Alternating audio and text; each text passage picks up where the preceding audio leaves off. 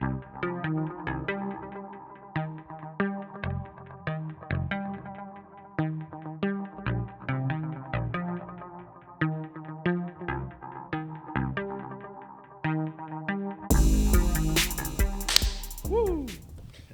I putting these on? Yep. These out.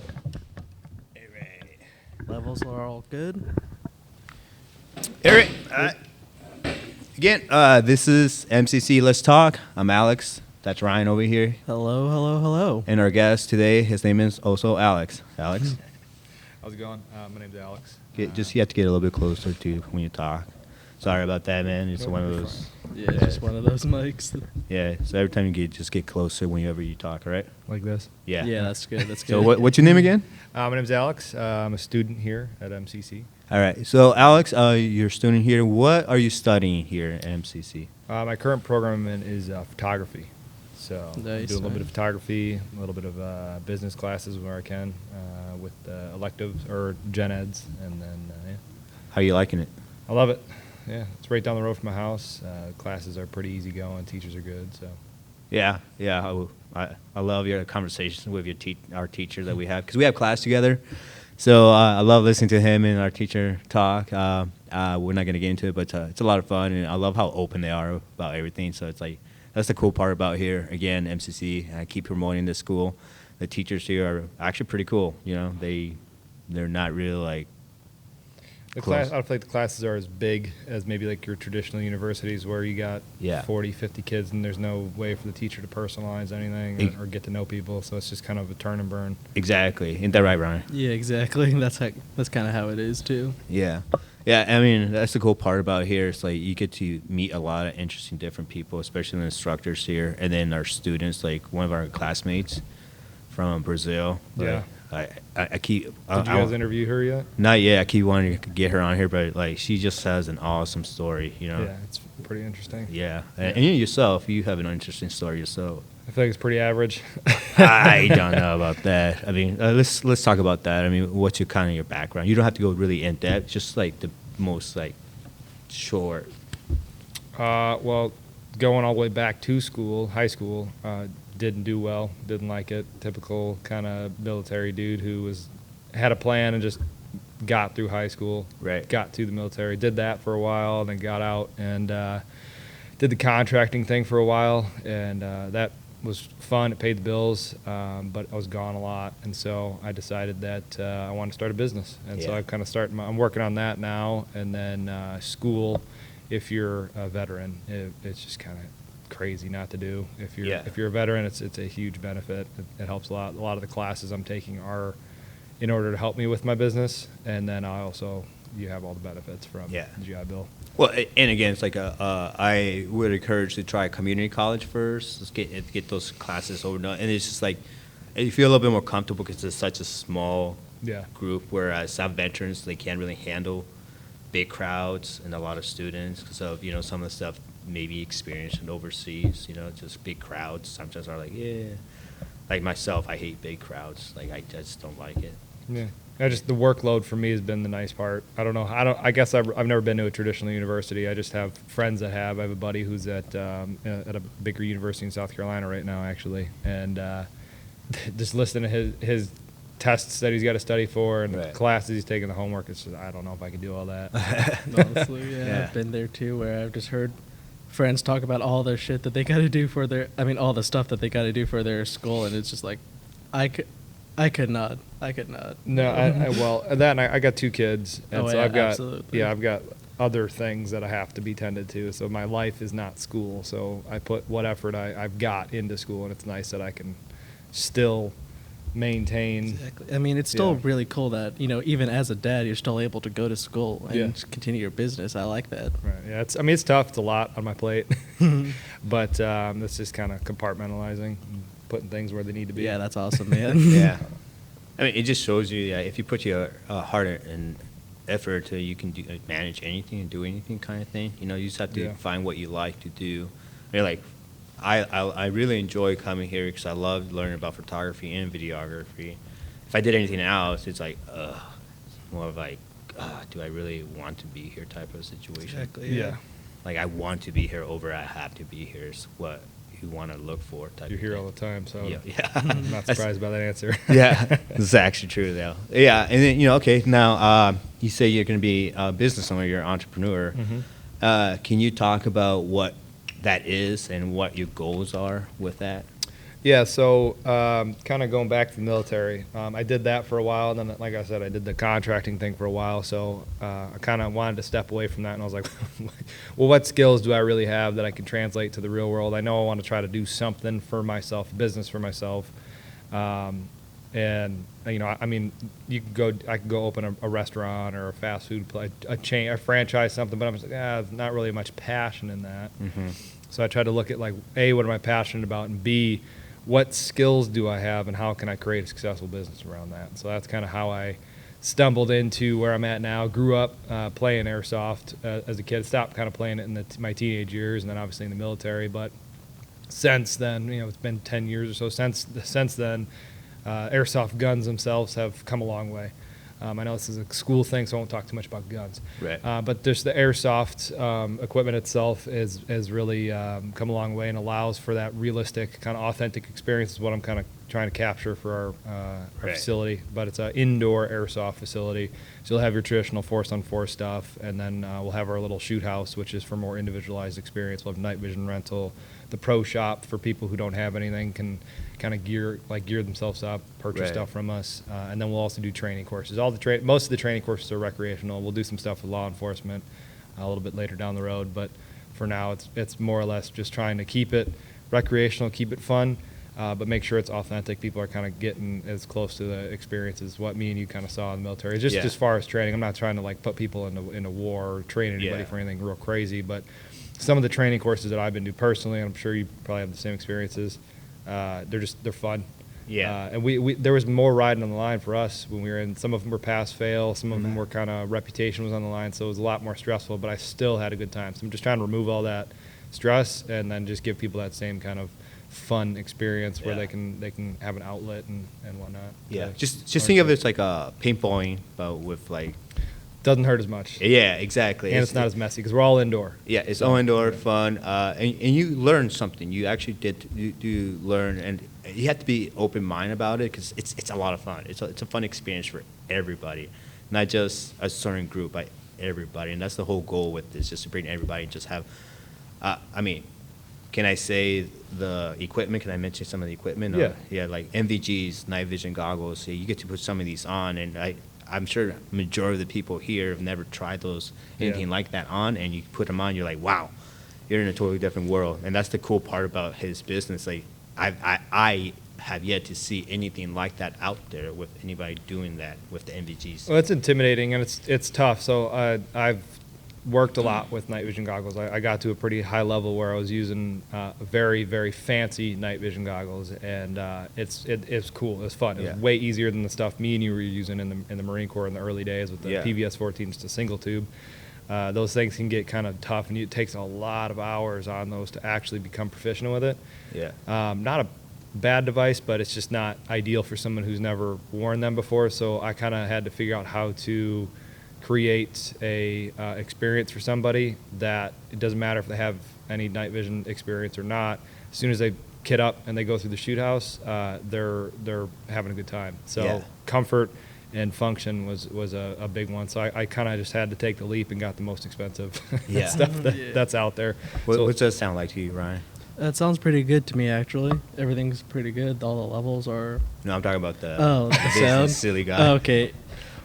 I'm just more interested. Like, how do you go about to buying getting a building for this kind of place? Like, how do you go about to finding a good location for? Good question.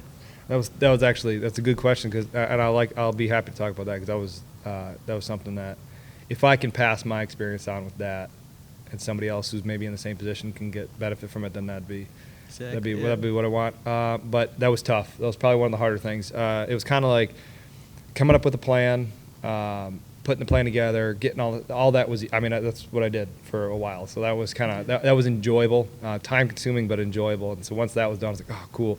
But then I had to go find a bank, so that was a tough part. So I'd say that was like phase 2 was finding a bank that was willing to fund this thing. So I went to like 5 or 6 different banks before I finally found one. Go to a local small bank if you're looking for a small business loan. If you're working with like multi-millions, yeah, your bigger banks will be more interested. But as far as like getting a small business loan, your smaller banks are going to be a lot easier to work with and a lot more interested in helping you. So there's that tip there. So I got a bank to fund it, and then part of the process for closing is I had to have a signed lease agreement. And so like, okay, well, it's time to do that. So they set me up with a realtor, really good realtor, Jacob over at Lee and Associates. If you're listening, probably not. But Shout out to Jacob. Shout out to Jacob. super good dude. Was on top of everything, and nothing. We couldn't have done anything different. But it took us probably a good 8 to 10 visits to different spaces. We put probably 5 or 6 LOIs in, which is a letter of intent. So we'd go look at a space, and I'd be like, oh man, this is perfect. This would be awesome. It's in my budget. Size is right. Everything looks good. We put an LOI in, and as soon as the landlord would find out that I'm a startup that is backed by the SBA, it was just kind of like, we'll wait for the next guy. So it was just persistence, really. That'd be my tip there. It was just kind of keep going, keep putting LOIs in. I'd find a space, wouldn't get married to it, but we put an LOI in, and then, this one I'm in now, the landlord's awesome, super awesome dude. Been in commercial real estate, managing buildings for a long time. Super accommodating, and was very interested in the business, and that was the thing.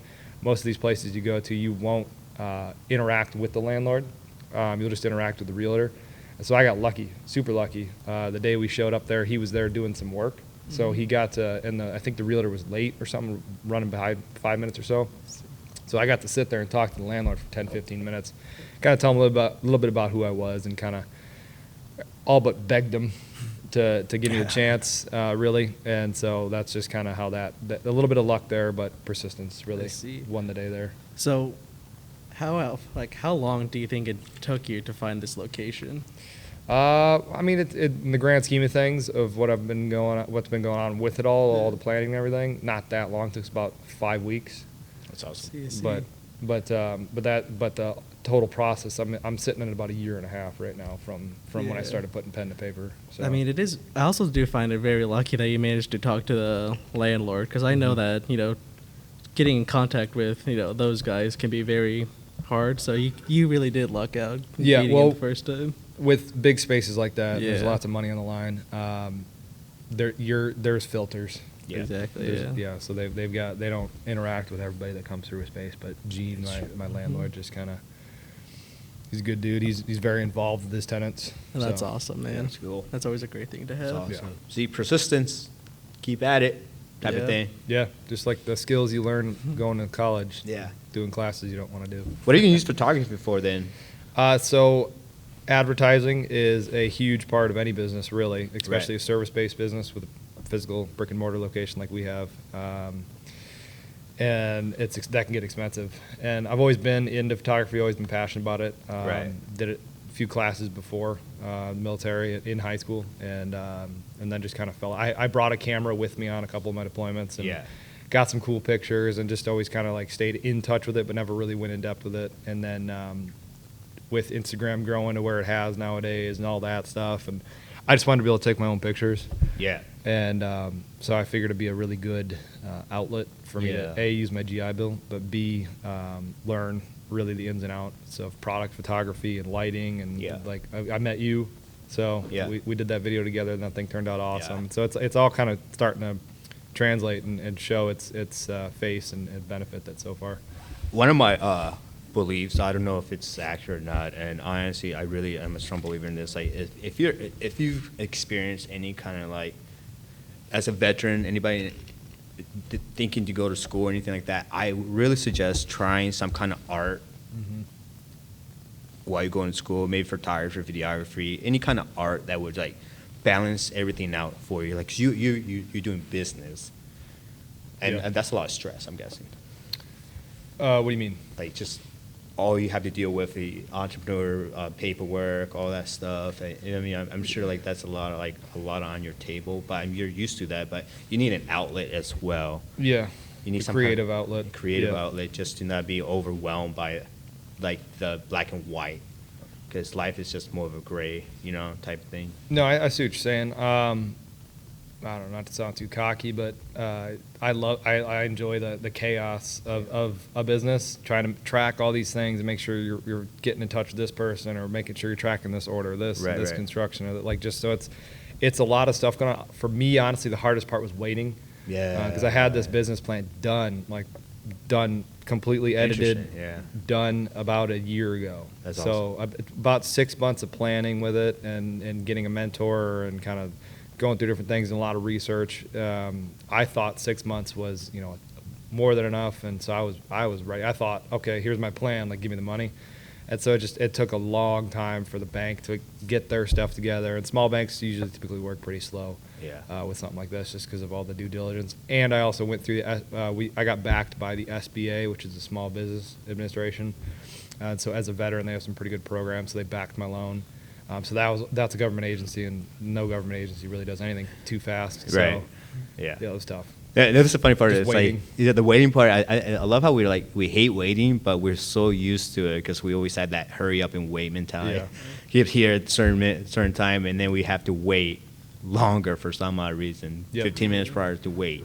Yeah, gunny timed. Yeah. Getting gunny timed. So it's just funny, the waiting part. It's I'm the same way. I hate waiting. It's what is I'm up? ready. Let's go. Let's do this. Yeah, what am I let's waiting go. for? Let's put this. Yeah.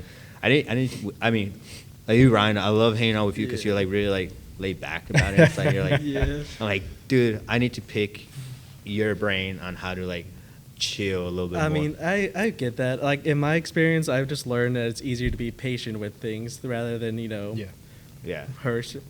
rush things. But also, I've never opened up a business before, so I have no Yeah. idea the stresses of that.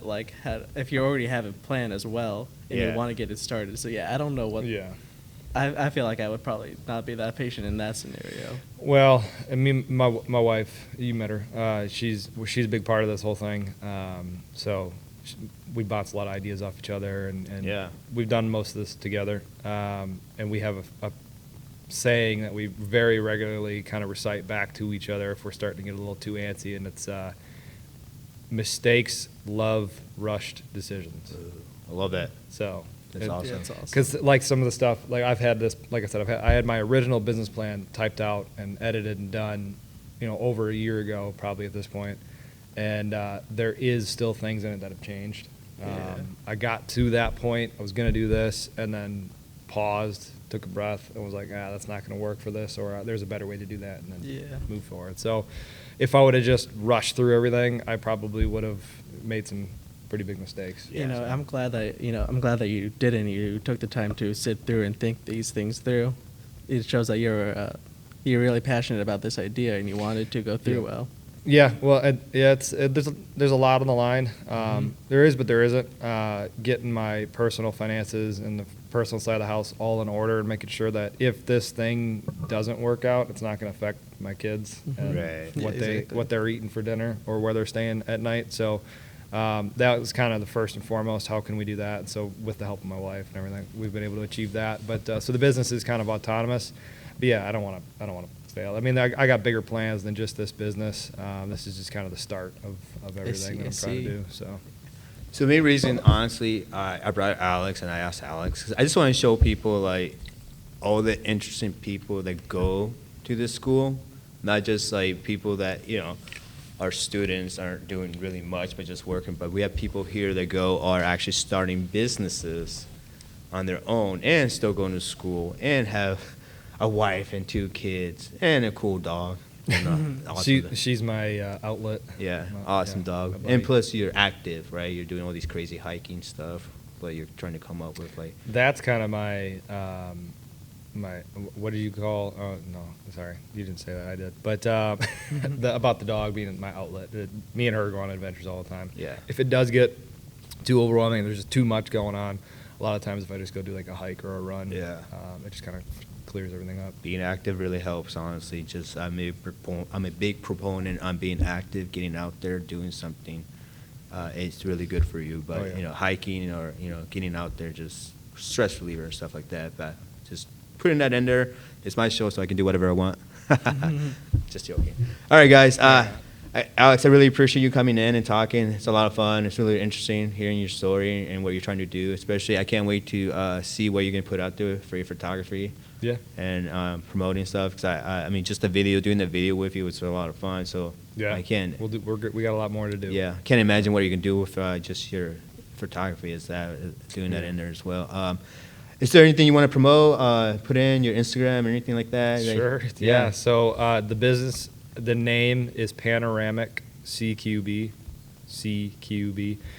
Close Quarter Battle, that's what it stands for. But Panoramic being the main attractor of our business, which is the ground panoramic night vision goggles, the 4-tubed GPMVGs. So we got a pair of those for rent. But so the business name, Panoramic CQB, that's our website name, our Facebook name, Instagram name. If you type that in, you'll find us. But yeah, we just got our space down by Mrs. B's. Right at 72nd and Dodge. Yeah, right next to Pepper Jack's. So our targeted opening is January 14th. So hopefully everything sticks to plan, and we'll be open for business around then. Remember, January 14th is coming up. I can't believe that's coming up. Yeah, it's like, quick. I know. We're almost done. Oh my goodness. A few more things to do, and it'll be ready to open. Yeah. Okay. This is MCC Let's Talk. I'm Alex. That's Ryan. And then Alex. Hello. Thanks for having me, guys. Yeah, I really appreciate you coming in. All right. See you guys soon. Bye. Yep.